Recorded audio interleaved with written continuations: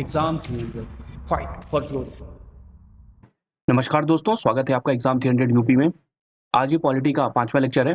इस लेक्चर में हम राष्ट्रपति, उपराष्ट्रपति और केंद्रीय मंत्रिपरिषद के बारे में जानेंगे। ये लेक्चर सीरीज जो है ये इलाहाबाद हाईकोर्ट आरओआरओ और यूपी पीसीएस के लिए उपयोगी होगी। तो चलिए शुरू करते हैं। सबसे पहले देखते हैं राष्ट्रपति। तो भारत का जो राष्ट्रपति है वो भारत का प्रथम नागरिक होता है और भारत का एक राष्ट्रपति होगा ऐसा उल्लेख अनुच्छेद 52 में है। तो जो हमारा संविधान है उसका जो अनुच्छेद 52 है उसके अनुसार भारत का एक राष्ट्रपति होगा, यानी कि अनुच्छेद 52 जो है वो राष्ट्रपति पद का सृजन करता है हमारे देश के लिए। अगला आता है अनुच्छेद 53। अनुच्छेद 53 के तहत संघ की समस्त कार्यपालिका शक्ति राष्ट्रपति में निहित होंगी। अब ये इंपॉर्टेंट हो जाता है क्योंकि आप जब देखते होंगे रियल वर्ल्ड में तो आपको लगता होगा कि सारी जो शक्तियां हैं उनका उपयोग तो प्रधानमंत्री करता है ना, राष्ट्रपति तो करता नहीं है पावर का यूज। तो इसका जो है जस्टिफिकेशन वो अगले स्टेटमेंट में हमें मिलता है। अगला स्टेटमेंट क्या है? इस शक्ति का प्रयोग वह संविधान के अनुसार स्वयं या अपने अधीनस्थ अधिकारियों द्वारा करेगा। तो अधीनस्थ अधिकारी कौन आ जाते हैं? अधीनस्थ अधिकारी में आपको प्रधानमंत्री आ जाएगा और प्रधानमंत्री का जो है मंत्री परिषद यानी कि कैबिनेट मिनिस्टर और उसका कैबिनेट। तो अनुच्छेद 53 के अनुसार जो है वो समस्त जो कार्यपालिका की शक्तियां हैं वो किसके अंदर हैं या किसके पास है? तो वो राष्ट्रपति के पास है। तो ये स्टेटमेंट आपसे पूछा जा सकता है और आप कंफ्यूज होकर प्रधानमंत्री लगा दोगे, क्योंकि हमें बिहेवियरल या जो रोजमर्रा की जिंदगी में हमें जो दिखाई पड़ता है कि भाई प्रधानमंत्री के पास सारी शक्तियां होती हैं, मगर यहाँ पे तो राष्ट्रपति की दी गई है। तो अगला स्टेटमेंट जो है वो इसकी व्याख्या करता है, क्योंकि यह शक्ति का प्रयोग संविधान के अनुसार स्वयं या अपने अधीनस्थ अधिकारियों द्वारा करेगा। कौन? राष्ट्रपति। तो राष्ट्रपति अपनी शक्तियों का जो प्रयोग है वो किसके द्वारा करवाता है? वो प्रधानमंत्री के द्वारा करवाता है और उसकी जो मंत्री परिषद है उसके द्वारा। आगे बढ़ते हैं। अगला है अनुच्छेद 54। अनुच्छेद 54 कहता है कि राष्ट्रपति का निर्वाचन एक निर्वाचक मंडल द्वारा होगा। तो राष्ट्रपति का निर्वाचन कैसे होगा, यानी कि राष्ट्रपति चुना कैसे जाएगा, उसके बारे में जो है हमें इंफॉर्मेशन वो मिलती है अनुच्छेद 54 में। और अनुच्छेद 54 कहता है कि राष्ट्रपति के निर्वाचन यानी कि राष्ट्रपति को चुनने के लिए एक निर्वाचक जो है वो मंडल जो है वो बनेगा। अब ये जो निर्वाचक मंडल है राष्ट्रपति को चुनने के लिए ये कैसे बनता है? तो वो अगले स्टेटमेंट में दिया है। राष्ट्रपति के निर्वाचक मंडल में संसद के दोनों सदन यानी कि राज्यसभा जिसे हम अपर हाउस बोलते हैं और लोकसभा जिसे हम लोअर हाउस बोलते हैं। तो ला से लोकसभा है, ला से लोअर हाउस है और राज्यसभा जो है अपर हाउस है। इनके जो निर्वाचित सदस्य होते हैं, इसमें जो है निर्वाचित सदस्य जो है ये इंपॉर्टेंट पॉइंट है। और राज्य विधानसभाओं के निर्वाचित सदस्य, तो राज्यसभा और लोकसभा के निर्वाचित सदस्य भी होते हैं तथा राज्य की विधानसभाओं के भी निर्वाचित सदस्य होते हैं। तो पहली बात जो इंपॉर्टेंट है वो कि राष्ट्रपति का जो चुनाव होता है उसमें जो संसद के सदस्य होते हैं वो सिर्फ और सिर्फ निर्वाचित सदस्य जो होते हैं वही जो है वो वोटिंग करते हैं, वही जो है मतदान करते हैं। अब आप बोलोगे निर्वाचित सदस्य, इसके अलावा कौन से सदस्य होते हैं? तो आपको याद हो निर्वाचित सदस्य के अलावा मनोनीत सदस्य भी होते हैं। जैसे कि राज्यसभा में 12 सदस्य होते हैं जो राष्ट्रपति मनोनीत करता है। इनके बारे में हम आगे पढ़ेंगे राष्ट्रपति की शक्तियों के उसमें। तो सिर्फ और सिर्फ निर्वाचित सदस्य ही जो है मतदान में भाग लेते हैं राष्ट्रपति के केस में। मगर अभी जब हम उपराष्ट्रपति पढ़ेंगे तो उसमें हम देखेंगे कि सभी जो सदस्य होते हैं इंक्लूडिंग मनोनीत सदस्य जिनको राष्ट्रपति मनोनीत करता है वो भी भाग लेते हैं उपराष्ट्रपति के पद में। तो राष्ट्रपति के पद में जब निर्वाचन होता है तो उसके राष्ट्रपति की वोटिंग में कौन भाग लेता है? सिर्फ और सिर्फ निर्वाचित सदस्य। और वो निर्वाचित सदस्य यानी कि जो आम जनता के द्वारा चुने जाते हैं, जो निर्वाचित होके आते हैं। तो निर्वाचित सदस्यों में, और वो कहाँ-कहाँ से होते हैं? तो राज्यसभा के निर्वाचित सदस्य, लोकसभा के निर्वाचित सदस्य तथा राज्य की विधानसभाओं के निर्वाचित सदस्य। तो इन तीनों के निर्वाचित सदस्य ही भाग लेते हैं, मनोनीत सदस्य भाग नहीं लेते हैं राष्ट्रपति के चुनाव में। और क्यों नहीं भाग लेते हैं? क्योंकि राष्ट्रपति ही उनको मनोनीत करता है। तो थोड़ा-सा ये एक एम्बिग्यूटी हो जाएगी कि भाई क्विड प्रो क्वो हो जाएगा कि हमने तुमको मनोनीत करा है तो तुम हमें ही वोट दे देना। तो थोड़ा-सा इसलिए इसको मनोनीत सदस्यों को राष्ट्रपति की वोटिंग से बाहर कर दिया जाता है। मगर उपराष्ट्रपति के केस में, क्योंकि उपराष्ट्रपति उनका चुनाव करता नहीं है, उनको मनोनीत करता नहीं है, इसलिए उपराष्ट्रपति के केस में वो जो है वो एलिजिबल होते हैं वोटिंग के लिए। तो राष्ट्रपति के केस में सिर्फ और सिर्फ निर्वाचित सदस्य ही जो है मतदान करते हैं, वो भी कहाँ-कहाँ के? राज्यसभा के, लोकसभा के तथा राज्य की विधानसभाओं के। ये इंपॉर्टेंट पॉइंट है, जरूर याद रखिएगा। नेक्स्ट देखते हैं 70वां जो संविधान संशोधन हुआ था अधिनियम 1992 द्वारा दिल्ली और पुडुचेरी विधानसभाओं के निर्वाचित सदस्यों को भी निर्वाचक मंडल में शामिल किया गया। अब ये जो है स्पेशल क्यों हो जाता है? तो ये स्पेशल ये हो जाता है क्योंकि ये दोनों ही जो है वो यूनियन टेरिटरीज हैं। तो अभी हमने पढ़ा कि सिर्फ राज्य की विधानसभाएं थी, मगर 2 यूनियन टेरिटरीज हैं और इसमें अभी शायद जेएनके को भी मिला लिया गया है। तो 70वां जो संविधान संशोधन हुआ था हमारा 1992 में, उसके अकॉर्डिंग दिल्ली और पुडुचेरी की विधानसभाओं के भी निर्वाचित सदस्य जो है वो राष्ट्रपति के निर्वाचक मंडल में शामिल होते हैं। तो राज्यसभा के निर्वाचित सदस्य, लोकसभा के निर्वाचित सदस्य तथा राज्य की जो विधानसभाएं होते हैं उनके भी निर्वाचित सदस्य भाग लेते हैं, तथा दिल्ली और पौडीचेरी जो कि यूनियन टेरिटरीज हैं, इनके भी जो निर्वाचित सदस्य होते हैं वो भी निर्वाचन मंडल में शामिल होते हैं राष्ट्रपति के। नेक्स्ट है, राष्ट्रपति के चुनाव में मनोनीत सदस्य एवं विधान परिषद के सदस्य भाग नहीं लेते हैं। तो आपसे मल्टीपल स्टेटमेंट में यही पूछेगा कि राष्ट्रपति के चुनाव में मनोनीत सदस्य एवं विधान परिषद के सदस्य भाग नहीं लेते हैं, यही पूछेगा और यही आपका जो है वो करेक्ट ऑप्शन हो जाएगा। तो इसको जरूर याद रखिएगा कि मनोनीत सदस्य जो होते हैं वो कहीं के भी हो, मनोनीत सदस्य भाग नहीं लेंगे राष्ट्रपति के चुनाव में, एवं विधान जो राज्य की विधान परिषदें होते हैं उनके सदस्य भी भाग नहीं लेंगे आपके राष्ट्रपति के चुनाव में। फिर आता है अनुच्छेद 55(3), यानी कि अनुच्छेद 55 का 3, इसके अनुसार राष्ट्रपति का चुनाव अनुपातिक प्रतिनिधित्व के अनुसार एकल संक्रमणी पद और गुप्त मतदान द्वारा होता है। तो ये अनुपातिक प्रतिनिधित्व क्या है? तो ये जो अनुपातिक प्रतिनिधित्व है ये जो है ये एक रेशियो है जो कि आपके अलग अलग राज्यों की पॉपुलेशन के हिसाब से डिसाइड किया गया है। उस हिसाब से जो अलग अलग राज्य के जो निर्वाचित सदस्य होते हैं उनके जो पावर होती है वो उनका जो रेशियो होता है वोटिंग का वो थोड़ा सा ज्यादा होता है, इस वजह से इसको अनुपातिक प्रतिनिधित्व कहते हैं। और अगला है एकल संक्रमणी पद। तो एकल संक्रमणी पद क्या होता है? इसमें क्या होता है, जब राष्ट्रपति पद का चुनाव होता है तो उनको एक बैलेट पेपर दिया जाता है, जो सदस्य होते हैं जो वोट करते हैं उनको, तो उसमें जितने भी कैंडिडेट होते हैं राष्ट्रपति पद के लिए उनके सबके नाम होते हैं। तो उनको अभी जब हम आम जो चुनाव देखते हैं जैसे लोकसभा या राज्यसभा का चुनाव होता है, सॉरी जो हमारे राज्यों के चुनाव होते हैं उनमें क्या होता है कि हम किसी एक के सामने अपना वो बैलेट जो होता है उसमें दबा देते हैं बटन और उसको मत चला जाता है। मगर राष्ट्रपति के केस में ये होता है, राष्ट्रपति और उपराष्ट्रपति के केस में वो जो बैलेट पेपर उनको मिलता है उसमें सभी जो जो भी चुनाव लड़ रहे होते हैं उनके नाम होते हैं और उनको एक सीक्वेंस वाइज या प्रेफरेंस के वाइज उनमें चुनाव करना होता है। यानी कि मान लीजिए अगर 4 जो हैं कैंडिडेट हैं राष्ट्रपति पद के लिए, तो उसमें चारों के नाम होंगे उस बैलेट पेपर पर, और आपको उन चारों के आगे जो है वो पहली प्रेफरेंस आपको देनी होगी कि मैं इनको पहली प्रेफरेंस में रखता हूँ, सेकंड प्रेफरेंस मेरी ये होंगे, तीसरी प्रेफरेंस ये होंगे और चौथी प्रेफरेंस ये होंगे। तो इसे ही एकल संक्रमणी पद और गुप्त मतदान कहते हैं। और मान लीजिए कि पहली जो प्रेफरेंस है वो जीत नहीं पा रहा है दूसरी प्रेफरेंस वाले से, तो क्या होगा, जो तीसरी और चौथी वाली प्रेफरेंस के लोग होंगे जो होंगे तो उनके मत इनको ट्रांसफर कर दिए जाएंगे। तो इसीलिए इसको एकल, यानी कि एक बार में ही सभी को प्रेफरेंस दे दी जाती है, एक ही बार मत किया जाता है, इसलिए एकल हो गया।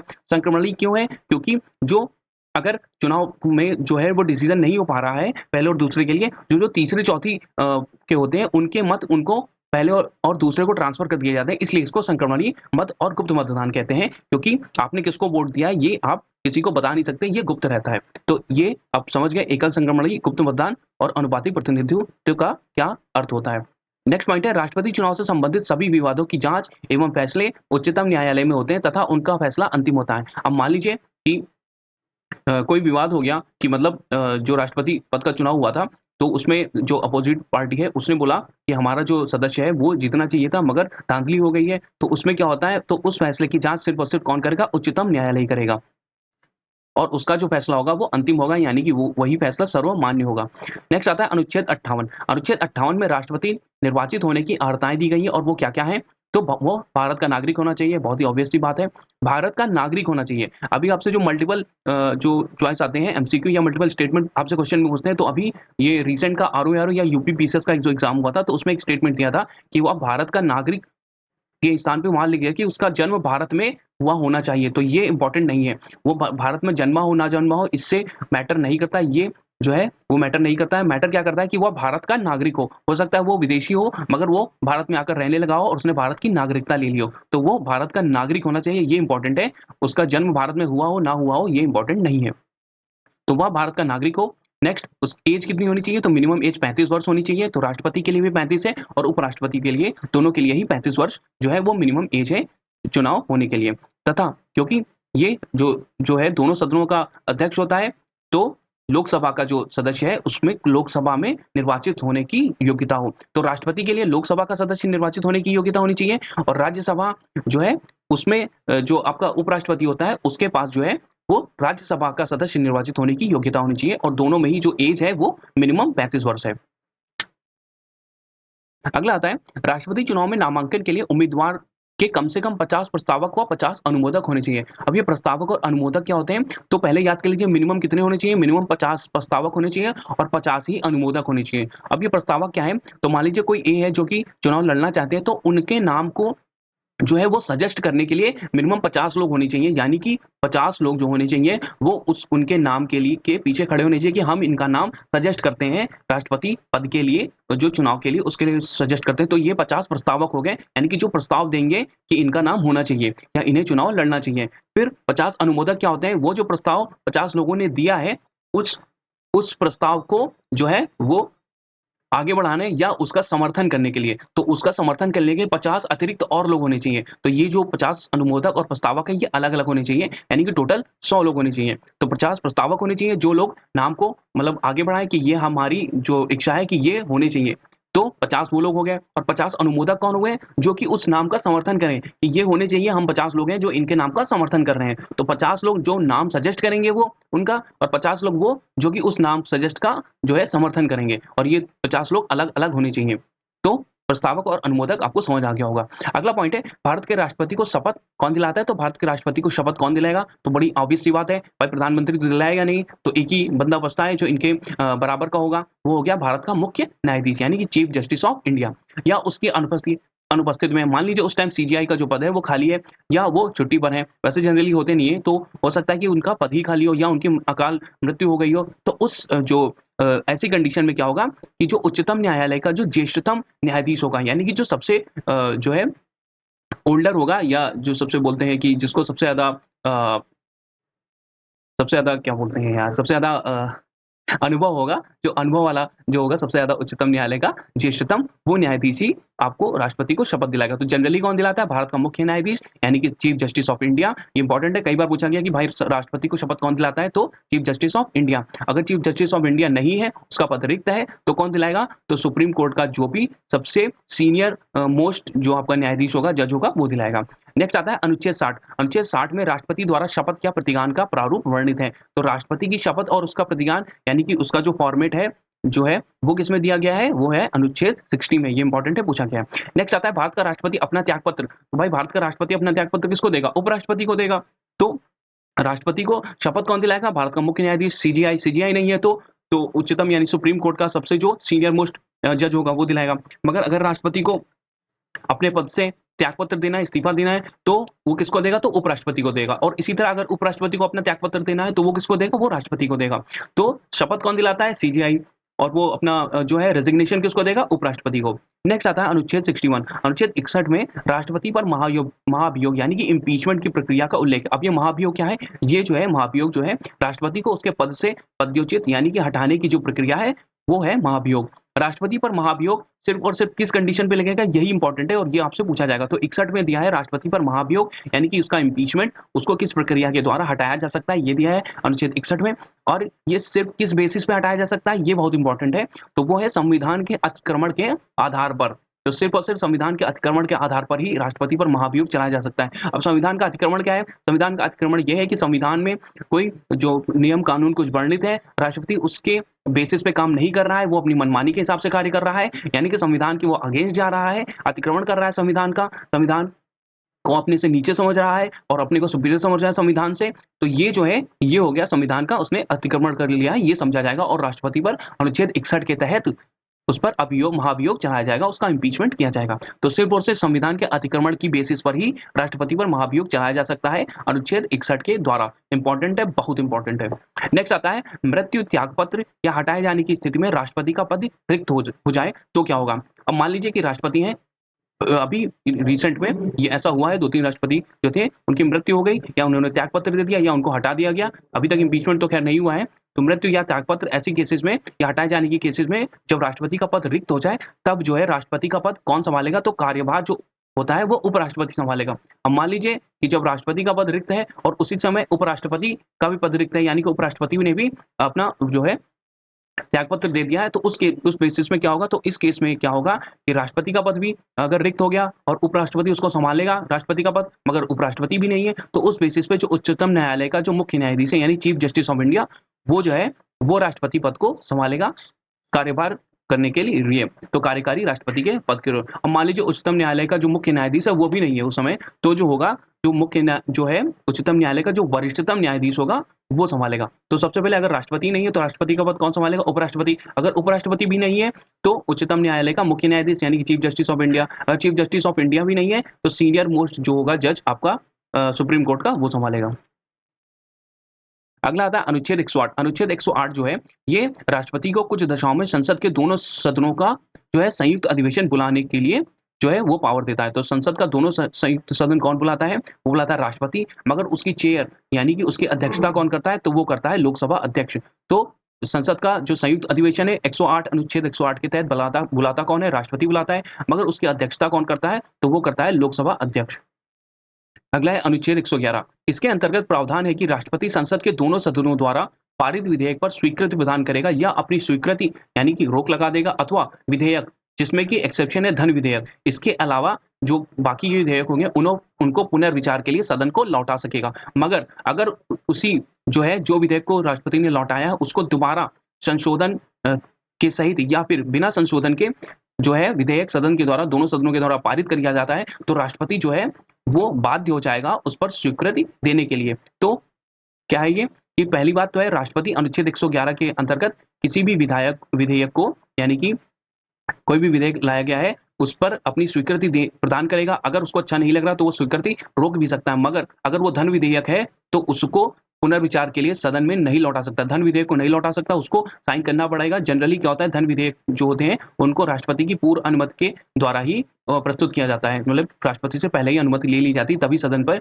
पटल पर रखा जाता है। तो धन विधेयक को नहीं लौटा सकता, बाकी उसके जो भी अन्य विधेयक होते हैं उनको लौटा सकता है जो सामान्य विधेयक होते हैं। मगर अगर वही विधेयक जो सामान्य विधेयक है उनको सदनों के द्वारा संशोधन या बिना संशोधन के फिर से पारित कर दिया जाए तो राष्ट्रपति जो है वो बाध्य हो जाता है उन पर स्वीकृति देने के लिए। नेक्स्ट आता है राष्ट्रपति पर धन विधेयक को पुनर्विहित नहीं लौटा सकता, यह भी हमने पढ़ लिया है। राष्ट्रपति की स्वीकृति के बाद ही विधेयक कानून बनते हैं, ये भी इंपॉर्टेंट है। कोई भी विधेयक आया तो वो लॉ जो एक्ट है वो कब बनेगा? जब राष्ट्रपति उस पर अपने साइन कर देगा। नेक्स्ट आता है अनुच्छेद 72। अनुच्छेद 72 के तहत भारत के राष्ट्रपति को क्षमादान की शक्ति प्रदान करी गई है। तो राष्ट्रपति को क्षमादान की शक्ति किस अनुच्छेद में प्रदान की गई? वो है अनुच्छेद 72। ये जो राष्ट्रपति है ये जो है मृत्यु दंड को भी क्षमा कर सकता है, मगर राज्यपाल जो है उसको भी राज्य में क्षमा करने की शक्ति होती है, बट राज्यपाल के पास जो है वो मृत्यु दंड को क्षमा करने की शक्ति नहीं होती है। अगला आर्टिकल है आर्टिकल 123। तो आर्टिकल 123 जो है या 123 जो है ये कहता है कि राष्ट्रपति को अध्यादेश जारी करने की शक्ति प्रदान है। अभी अध्यादेश कब जारी होता है? तो अध्यादेश तब जारी होता है जब लोकसभा का जो सत्र है वो ना चल रहा हो, यानी कि लोकसभा फंक्शन में ना हो। तो उस बेसिस पे क्या होता है कि अगर कोई इंपॉर्टेंट सिचुएशन आ गई है तो जिसके लिए कानून बनाना जरूरी है तो राष्ट्रपति क्या करता है? वो अध्यादेश जारी कर सकता है अनुच्छेद 123 के तहत। ये इंपॉर्टेंट है, पूछा गया है। तो राष्ट्रपति को अध्यादेश जारी करने की शक्ति कौन से अनुच्छेद से प्राप्त होती है? अनुच्छेद 123 से। फिर आता है अनुच्छेद 143। 143 क्या कहता है? राष्ट्रपति को उच्चतम न्यायालय से परामर्श का अधिकार दिया गया है। मान लीजिए कोई ऐसी संवैधानिक स्थिति आ जाती है, पशुपेश में फंस जाता है और राष्ट्रपति डिसाइड नहीं कर पा रहा है कि ये संविधान के अगेंस्ट है या संविधान के लिए है, तो उस केसेस में संविधान की व्याख्या करने के लिए और उसको अच्छे से समझने के लिए जो है वो राष्ट्रपति उच्चतम न्यायालय से परामर्श ले सकता है, उसको ये पावर दी गई है। तो ये है आर्टिकल 143। आर्टिकल 123 से वो क्या करेगा? अध्यादेश जारी करेगा। आर्टिकल 143 से क्या करेगा? उच्चतम न्यायालय से वो परामर्श लेगा। नेक्स्ट है किसी भौगोलिक क्षेत्र को अनुसूचित क्षेत्र घोषित करने का संवैधानिक अधिकार राष्ट्रपति के पास है। तो ये उसकी एक एब्सोल्यूट पावर है कि अनुसूचित क्षेत्र किसी भी क्षेत्र को घोषित करना है, उसको कंजर्व करना है, अनुसूचित क्षेत्र घोषित करना है, तो उसके लिए कौन करेगा? राष्ट्रपति करेगा। आपसे डायरेक्ट यही क्वेश्चन पूछा जाएगा कि अनुसूचित किसी भौगोलिक क्षेत्र को अनुसूचित क्षेत्र घोषित करने की जो शक्ति है वो किसके पास है? तो वह है राष्ट्रपति के पास। अगला है उपराष्ट्रपति। अब उपराष्ट्रपति को देखते हैं। भारत में उपराष्ट्रपति का अमेरिका के उपराष्ट्रपति की तर्ज पर बनाया गया। तो हमारा जो उपराष्ट्रपति का पद है वो कहाँ से इंस्पायर होकर लिया गया है? तो यूएसए से इंस्पायर होकर उपराष्ट्रपति का पद बनाया गया है। अनुच्छेद 63 जो है वो बताता है कि भारत का एक उपराष्ट्रपति होगा।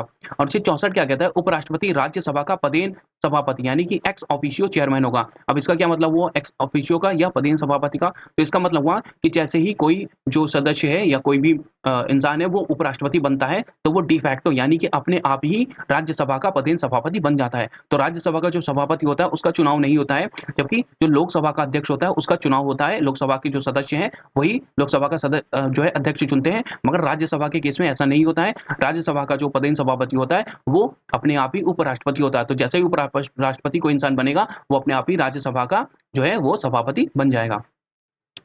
नेक्स्ट है उपराष्ट्रपति को उपराष्ट्रपति के लिए वेतन नहीं प्राप्त होता है, बल्कि राज्यसभा के सभापति के रूप में वेतन प्राप्त होता है। और उपराष्ट्रपति का वेतन कितना होता है? तो लगभग 4 लाख रुपए है। राष्ट्रपति का वेतन कितना है? तो 5 लाख रुपए है। राष्ट्रपति का वेतन है 5 लाख रुपए, उपराष्ट्रपति का वेतन है 4 लाख रुपए। उपराष्ट्रपति को उपराष्ट्रपति पद के लिए वेतन प्राप्त नहीं होता है, क्योंकि जनरली उपराष्ट्रपति पद के लिए कोई भी जो है वो कार्य होता ही नहीं है उपराष्ट्रपति के पद के लिए। ये एक सिर्फ एक तरीके से मानक जो है पद ही है, क्योंकि उपराष्ट्रपति का कोई कार्य नहीं होता है। उसको छोड़ के कि अगर कोई राष्ट्रपति उस समय नहीं है, उस समय पे उपराष्ट्रपति राष्ट्रपति का पद संभालेगा। इस जो है केस को छोड़ के उपराष्ट्रपति के पास कोई कार्य नहीं होता है, इसलिए उसे जो वेतन है वो राज्यसभा के सभापति के रूप में प्राप्त होता है, क्योंकि वो राज्यसभा का सभापति के रूप में कार्य करता है। अगला है भारत के उपराष्ट्रपति का चुनाव संसद के दोनों सदनों के द्वारा। अब इसमें देखो निर्वाचित और मनोनीत दोनों सदस्य आ जाते हैं, क्योंकि उपराष्ट्रपति जो है वो मनोनीत सदस्य नहीं चुनता है या मनोनीत सदस्यों को राज्यसभा में नहीं भेजता है, इसलिए उसके जो है इसके निर्वाचन में उपराष्ट्रपति के चुनाव निर्वाचन में निर्वाचित सदस्य और मनोनीत सदस्य दोनों ही भाग लेते हैं, जबकि राष्ट्रपति के चुनाव में सिर्फ और सिर्फ निर्वाचित सदस्य ही भाग लेते हैं, मनोनीत सदस्य वोट नहीं करते हैं। ये इंपॉर्टेंट है, दोनों के में ही यही डिफरेंस है।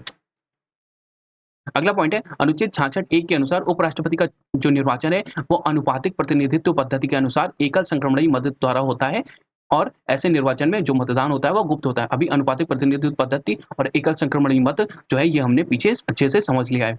अगला पॉइंट है अनुच्छेद 66(3). ये कहता है और उपराष्ट्रपति पद जो है उसके लिए योग्यता क्या होनी चाहिए? तो भारत का नागरिक हो, ये होनी चाहिए। भारत का नागरिक हो, भारत में जन्म लिया हो, ये जरूरी नहीं है, मगर भारत का नागरिक हो ये जरूरी है। और एज क्या है? वही जो राष्ट्रपति के पद के लिए थी, 35 वर्ष जो आयु है वो मिनिमम है, तो वो राष्ट्रपति के पद के लिए भी थी। अब राष्ट्रपति पद के लिए जो था वो उसके पास जो अर्हता हो वो लोकसभा सदस्य निर्वाचित होने की, यानी कि लोकसभा का सदस्य बनने की उसके पास योग्यता हो। जबकि उपराष्ट्रपति पद के लिए, क्योंकि ये राज्यसभा का सभापति होता है, इसलिए इसके पास राज्यसभा सदस्य निर्वाचित होने के लिए जो है वो योग्यता होनी चाहिए। तो उपराष्ट्रपति के इसमें क्या होनी चाहिए? भारत का नागरिक हो, भारत में जन्म हो ये जरूरी नहीं है, भारत का नागरिक हो ये जरूरी है, 35 वर्ष की आयु पूरी कर चुका हो, यानी कि मिनिमम 35 वर्ष की आयु हो, और राज्यसभा सदस्य निर्वाचित होने के लिए योग्य हो। अगला पॉइंट है अनुच्छेद 67 का। ये कहता है उपराष्ट्रपति राष्ट्रपति को संबोधित अपने हस्ताक्षर सहित लेख द्वारा अपना पद त्याग कर सकता है। तो राष्ट्रपति अपना पद जो है अपना रेजिग्नेशन किसको देता है? उपराष्ट्रपति को देता है, और उपराष्ट्रपति किसको देता है? राष्ट्रपति को देता है। तो ये दोनों ही एक दूसरे को म्यूचुअली जो है अपने त्यागपत्र देते हैं। उपराष्ट्रपति जो है राष्ट्रपति को जो है वो जो है शपथ कौन दिलाता है? तो राष्ट्रपति को शपथ दिलाता था आपका चीफ जस्टिस ऑफ इंडिया, मगर राष्ट्रपति अपना जो है वो रेजिग्नेशन किसको देता है? उपराष्ट्रपति को। नेक्स्ट है 67 का खा। उपराष्ट्रपति राज्यसभा के ऐसे संकल्प द्वारा अपने पद से हटाया जा सकेगा जिसे राज्यसभा के तत्कालीन समस्त सदस्यों ने बहुमत से पारित कर लिया गया है तथा जिससे लोकसभा भी सहमत है। यानी कि अभी हमने देखा था राष्ट्रपति को हटाने के लिए सिर्फ और सिर्फ जो है वो इम्पीचमेंट ही है, महाभियोग ही है, वही एक तरीका है 61 से आर्टिकल 61 के थ्रू, और वो भी किस बेसिस पे? संविधान के अतिक्रमण के बेसिस पे, और किसी भी बेसिस पे राष्ट्रपति का इम्पीचमेंट महाभियोग नहीं हो सकता है। मगर उपराष्ट्रपति को हटाने के लिए राज्यसभा से बहुमत से जो सभी सदस्य हैं वो बहुमत से पारित कर दें कि उपराष्ट्रपति को हटाना है, और जिसे लोकसभा भी पारित कर दे तो उपराष्ट्रपति को हटाया जा सकता है। अगला आता है केंद्रीय मंत्रिपरिषद, या जिसे हम कैबिनेट जो है वो मिनिस्ट्री कहते हैं या कैबिनेट कहते हैं। अगला है इसमें जो है अनुच्छेद 74(1) के अनुसार राष्ट्रपति को सहायता के लिए और सलाह देने के लिए एक मंत्रिपरिषद होगी, जिसका प्रधान कौन होगा? प्रधानमंत्री। तो अभी हमने पीछे पढ़ा था कि राष्ट्रपति जो है वो अपनी शक्तियों का प्रयोग किसके द्वारा करता है? तो वो करता है प्रधानमंत्री के द्वारा, और एक उसकी मंत्रिपरिषद के द्वारा। तो प्रधानमंत्री और उसकी मंत्रिपरिषद के द्वारा राष्ट्रपति अपनी शक्तियों का उपयोग करता है। और जो है अनुच्छेद 74(1) बताता है कि राष्ट्रपति की सहायता के लिए और उसे सलाह देने के लिए एक मंत्रिपरिषद होगी, यानी कि एक कैबिनेट होगा, जिसका कि जो प्रधान होगा, जिसका कैबिनेट का चीफ होगा, वो कौन होगा? वो होगा प्रधानमंत्री, प्राइम मिनिस्टर। केंद्रीय मंत्रिपरिषद में प्रधानमंत्री होते हैं, कैबिनेट मंत्री होते हैं, राज्य मंत्री होते हैं तथा उप मंत्री भी शामिल होते हैं। ये इंपॉर्टेंट है, पूछा गया है कि केंद्रीय मंत्रिपरिषद में यानी कि सेंट्रल जो कैबिनेट होती है उसमें कौन कौन होते हैं? तो प्राइम मिनिस्टर होता है, जो कैबिनेट मिनिस्टर्स होते हैं वो होते हैं, उनके राज्य मंत्री होते हैं तथा उप मंत्री होते हैं। तो प्रधानमंत्री होगा, कैबिनेट मिनिस्टर होगा, राज्य मंत्री होगा तथा उप मंत्री होगा। तो ये सभी होते हैं आपके कैबिनेट में। नेक्स्ट पॉइंट है राष्ट्रपति अपने कृत्यों का प्रयोग करने में मंत्रिपरिषद की सलाह से कार्य करेगा। 42वें संविधान संशोधन अधिनियम 1976 द्वारा ये शामिल किया गया है, परंतु राष्ट्रपति मंत्रिपरिषद की ऐसी सलाह पर साधारणतया या अन्यथा पुनर्विचार करने की अपेक्षा कर सकेगा, और राष्ट्रपति ऐसे पुनर्विचार के पश्चात दी गई सलाह के अनुसार कार्य करेगा। तो अगर राष्ट्रपति जो है वो कोई सलाह मांगता है अपने मंत्रिपरिषद से और मंत्रिपरिषद ने सलाह दी है, तो राष्ट्रपति जो है उसके बाद बाध्य हो जाता है वो सलाह को मानने के लिए। ये वो है 44वें संविधान संशोधन 1978 द्वारा शामिल है। अगला है अनुच्छेद 74 का 2 इस प्रश्न की किसी न्यायालय में जांच नहीं की जाएगी कि मंत्रियों ने राष्ट्रपति को कोई सलाह दी है और यदि दी गई है तो क्या दी गई। तो ये इनके पास पावर होती है कि मतलब जुडिशियल रिव्यू उस चीज का नहीं हो सकता है कि मंत्रियों ने यानी जो कैबिनेट है उसने राष्ट्रपति को क्या सलाह दी है, अगर दी है तो वो क्या सलाह दी है, ये जो है ये किसी भी जुडिशरी में जो है इसका रिव्यू नहीं किया जा सकता है।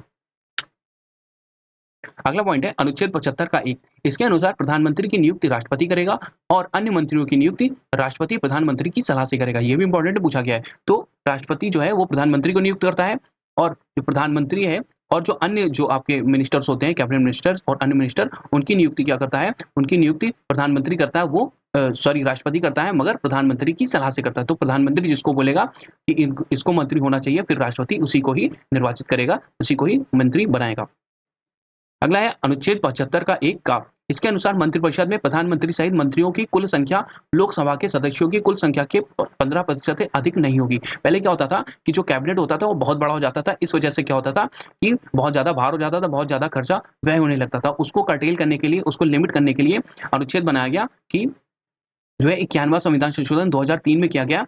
उसके द्वारा क्या किया गया कि जो है कैबिनेट जो है उसका एक साइज फिक्स कर दिया गया, मतलब इससे ज्यादा नहीं होनी चाहिए। और वो साइज क्या है, वो साइज है कि जो जितने भी जो सदस्य चुने गए हैं मंत्रियों में, उनकी जो है 15% जो है उससे अधिक नहीं होने चाहिए। तो मैक्सिमम कैबिनेट का साइज क्या हो सकता है, जो भी मंत्रिपरिषद में प्रधानमंत्री सहित मंत्रियों की कुल संख्या जितनी भी हो, लोकसभा के सदस्यों की कुल संख्या के 15% से अधिक नहीं होगी। तो लोकसभा में जितने भी मैक्सिमम जो सदस्य हैं उनका जो 15% होगा वही मैक्सिमम होगा आपका कैबिनेट का साइज, मतलब 15% से ज्यादा उसका नहीं हो सकता है।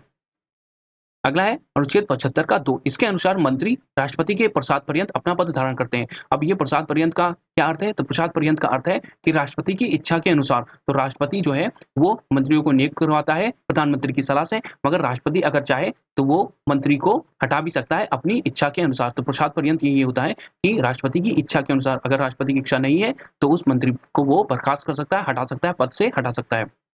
अगला है अनुच्छेद का 75 का 3। तो अनुच्छेद 75(3) यह कहता है कि मंत्रिपरिषद लोकसभा के प्रति सामूहिक रूप से उत्तरदायी होगा।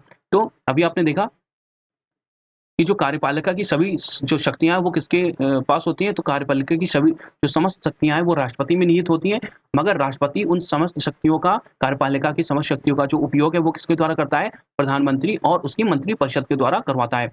अब ये बोलता है कि जो मंत्रिपरिषद है, जो कैबिनेट है, वो लोकसभा के प्रति सामूहिक रूप से उत्तरदायी होगी, यानी कि कैबिनेट को भंग किया जा सकता है लोकसभा के द्वारा।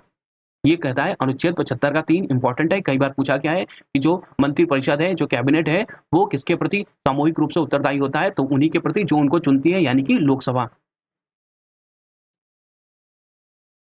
अगला है संविधान में मंत्रिमंडल शब्द का प्रयोग केवल अनुच्छेद 352 के खंड 3 में किया गया है। तो ये भी बहुत इंपॉर्टेंट है कि मंत्रिमंडल जो शब्द है, जो कैबिनेट शब्द है, वो जो संविधान में सिर्फ एक ही बार प्रयोग किया गया है और वो भी है अनुच्छेद 352 के खंड 3 में। और 352 क्या है, 352 है इमरजेंसी प्रोविजन। अगला आता है केंद्रीय कैबिनेट सचिवालय सीधे प्रधानमंत्री के अधीन होता है। इलाहाबाद हाईकोर्ट आरओ में एक प्रश्न पूछा गया था कि जो केंद्रीय सचिवालय होता है, जो सेंट्रल सेक्रेटेरिएट होता है, वो किसके अंडर काम करता है, तो वो सीधा की सीधा प्रधानमंत्री के अधीन होता है। इलाहाबाद हाईकोर्ट 2021 में ये प्रश्न पूछा गया था। तो इंपॉर्टेंट हो जाता है कि केंद्रीय कैबिनेट जो है, जो केंद्रीय कैबिनेट सचिवालय होता है वो सीधा प्रधानमंत्री के अधीन आता है। अब इसी तरीके जो जो राज्य वाला सचिवालय होगा वो किसके अधीन आ जाएगा, तो वो आ जाएगा आपके जो है आपके मुख्यमंत्री के अधीन। तो कैबिनेट वाला किसके अंदर, प्रधानमंत्री के अधीन होता है। अगला है अनुच्छेद 75 का 5। ये कहता है कोई मंत्री जो निरंतर 6 माह की किसी अवधि तक संसद के किसी सदन का सदस्य नहीं है, वह अवधि की समाप्ति पर मंत्री नहीं रहेगा। तो अगर कोई मंत्री है जो कि चुन के नहीं आया, ना ही लोकसभा का सदस्य है, ना ही लोकसभा से चुनकर आया है, ना ही राज्यसभा का सदस्य है, ना ही राज्यसभा में चुन के आया है, तो उस ऐसे मंत्री को अगर मतलब ऐसे किसी इंसान को मंत्री बना दिया जाता है तो उसको मिनिमम 6 महीने, मैक्सिमम 6 महीने के अंदर किसी ना किसी जो है सदन का सदस्य बनना पड़ेगा, निर्वाचित होना पड़ेगा, नहीं तो वो 6 महीने के बाद मंत्री नहीं रहेगा। अगला है प्रधानमंत्री तथा अन्य मंत्रियों को शपथ कौन दिलाता है, तो प्रधानमंत्रियों तथा अन्य मंत्रियों को शपथ कौन दिलाएगा, राष्ट्रपति दिलाएगा। और राष्ट्रपति को शपथ कौन दिलाता है, तो chief justice of India. Chief justice of India नहीं है तो कौन दिलाएगा, तो दिलाएगा जो भी सुप्रीम कोर्ट का सीनियर मोस्ट आपका जज है वो दिलाएगा। प्रधानमंत्री अपना त्यागपत्र किसको देगा, तो जो शपथ दिलाएगा उसी को दे देगा, राष्ट्रपति को दे देगा। मगर राष्ट्रपति अपना त्यागपत्र किसको देता है, उपराष्ट्रपति को। उपराष्ट्रपति अपना त्यागपत्र किसको देगा, राष्ट्रपति को। तो ये राष्ट्रपति, उपराष्ट्रपति और केंद्रीय मंत्रिपरिषद से रिलेटेड टॉपिक था। अगर अच्छा लगा हो तो लाइक करें, बहुत अच्छा लगा हो तो सब्सक्राइब करें और कमेंट करें। Thank you.